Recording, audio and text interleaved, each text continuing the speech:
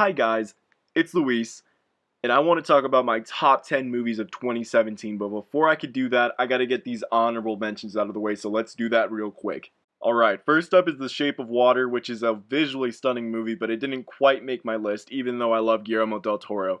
Split, which was a really great thriller, and I can't wait to see what M. Night Shyamalan has planned for the future, because he is coming back. Thor Ragnarok, probably the funniest movie I saw this year. I enjoyed it very much, but it didn't make my list. Wonder Woman was the closest one to make it to my list at number 10, but it didn't quite make it, even though I love this movie. I watch it all the time, and it's a great superhero movie that it surprisingly came out of DCEU, so there's that. And my last honorable mention is Star Wars The Last Jedi. Now, I did not love this movie, but I really wanted to put it on my list, at least at number 10, just because it's Star Wars. But I couldn't bring myself to it. It's one of my most disappointing films of the year. I don't want to get into it, just know that it didn't make my list, even though I really wanted it to. Anyways, let's get to the top 10. My number 10 is The Big Sick. Now, I'm not a fan of romantic comedies, but I have to admit I love this movie. It's hilariously clever, and I always enjoy watching a film where you could feel the connection a filmmaker has with their work. And that's what Kumail Nanjiani succeeds at the most. He co-wrote the script with his real wife to share their little love story, which makes this film all the more special and why it's my number 10. Also, Ray Romano is the best part of this movie. So, 9/11. Number 9 has to be Spider-Man Homecoming.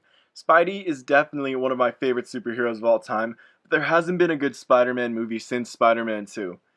No, not that one. So I had my expectations low for this movie going into it, and man was it refreshing to see not just a great Spider-Man movie, but a great movie in general. The high school aspect of it is something relatable to all of us in one way or another, and it makes for a great coming-of-age story. And even though I love Tobey Maguire as Peter Parker, I can safely say that Tom Holland is the perfect Spider-Man overall. Number 8 is Get Out. What a surprise this was! Jordan Peele, who's mainly known for comedy, knocks it out of the park with his directional debut of this surprisingly well-made psychological thriller. With a hint of comedy and important social commentary sprinkled throughout the film, it becomes a lot more than just your average scary movie that I can't recommend enough. And I can't wait to see what else Jordan Peele has in store for the future. Number 7 is Blade Runner 2049. This is one of the greatest sequels ever made, and arguably one of the greatest films ever made on a technical standpoint. The film is just so aesthetically pleasing to watch and so well made that I know for a fact people will be telling me all over the comments that this movie should be a lot higher on the list than 7. But I enjoyed the rest of the films on the list more than this one, but I need to give credit where credit is definitely due. This film is amazing. Number 6 is War for the Planet of the Apes. So I've spent like 7 years watching Caesar on his journey to find his ape family a place to get away from everything and form his society of apes. And this finale to now one of my favorite trilogies of all time gave me everything I could have asked for in a conclusion for this story. There might be less action than expected in a movie that has war in the title of it, but it makes up for it with characters I care about, brilliant storytelling, and fantastic visuals. Number 5 goes to It. I did not expect to love this movie as much as I did, but I can't help it. The kids in this film were amazing in the roles they were given. Bill Skarsgård is terrifying as the infamous Pennywise. The way this movie was made gives a nostalgic feeling of being a kid again, and most importantly, it has a great coming-of-age story anyone can easily relate to, especially if you're being followed by a clown who eats people. No? Just me? Okay. My number 4 is Coco. Now this movie is one I can relate to very personally. Shout out to my Mexican peeps. It's kind of a no-brainer to say that this movie has beautiful animation, but this movie has beautiful animation.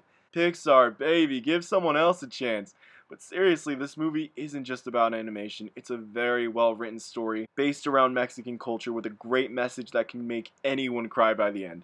Wow, getting into the top 3 already. I switched these next 2 movies around so much.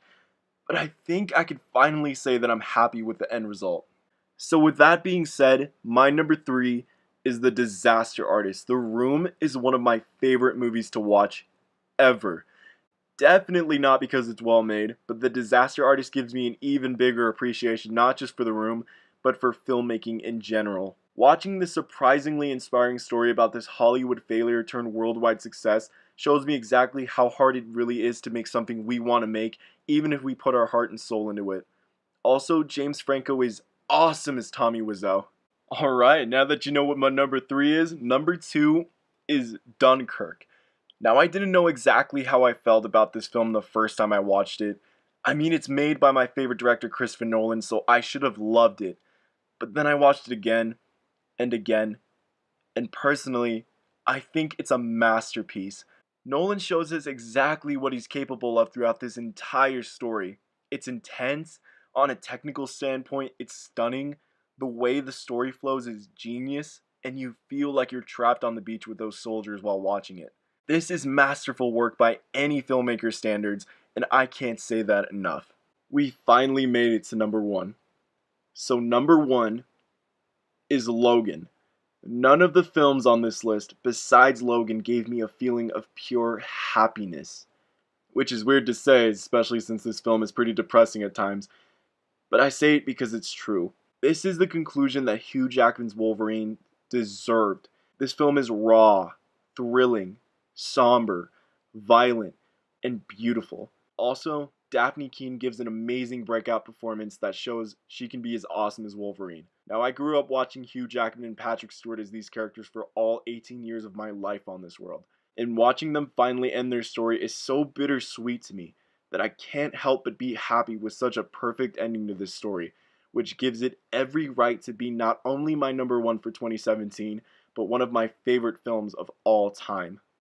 Alright, that was my top 10 of the year. If you didn't see something you loved on this list, maybe I didn't like it as much as you did, or I haven't seen it. So here's an idea.